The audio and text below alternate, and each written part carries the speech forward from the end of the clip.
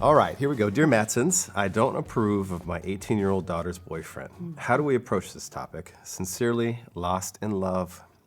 Well, mom or dad, you hire me to take him out. What? I'm just kidding. Just kidding. No, don't do that. No.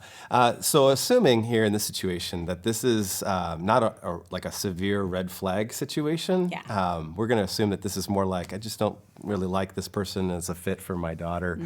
We're going to kind of roll with that. Okay.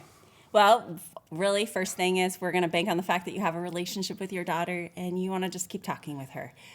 You hear us saying that in almost every video, but really that is the essential piece of helping guide our kids through their growing years. And so turning towards at 18, you have invested a lot in her. And so we're also going to encourage you to bank on what you've already taught her and what you've developed in her. And now she's growing into an adult.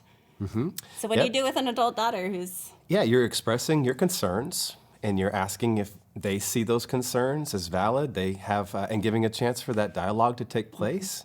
And then as a parent, you've got to let that go. You've got to let that live, right? And you've got to pray like the Dickens. That's where it's like you're wearing out the holes in your knees on your jeans. And because there aren't any guarantees here. But you're leaning into, hopefully, the investment, as Tara said, that you've made along the way to have that relationship and that conversation, those kinds of dialogues. Yeah, and try not to do like character assassinations of the boyfriend, but trying to think with like real tangibles. And if you don't know what those tangibles are yet, then don't speak up. That's just not, sometimes we just are uncomfortable with something, but we don't quite know. So maybe talk with a friend or your spouse and process before you verbally process with your daughter. And I just have to say that even as parents, we do have our own discernment in our kids' choices. And though, but my personal journey was that my dad, he didn't like Jeff in the beginning.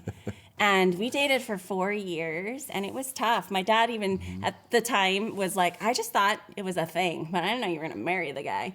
And here we are almost 24, 25 years later, and he really adores and can see the kind of dad and husband and the man that Jeff is. And so he misjudged him. And at that time, it was a growing edge for me as a girl to learn to listen to God's voice. I had to lean into mentors and friends and to say, my dad's not a fan of the man I'm going to marry, but everyone else around me was cheering me on. And so it grew muscles that I needed as a young woman to grow in my confidence in where God was leading me. And in the end, my dad wasn't so right. So humble yourself as parents as well. I know sometimes we're like, we know, and other times we have to be open to the fact that our daughters are their own people and they're our sons, and they're going to make some of their own choices that we don't always agree with. Your dad would say that he did a good job at raising you to make good choices. So he leans into that now, too. He does. He takes the credit for that now.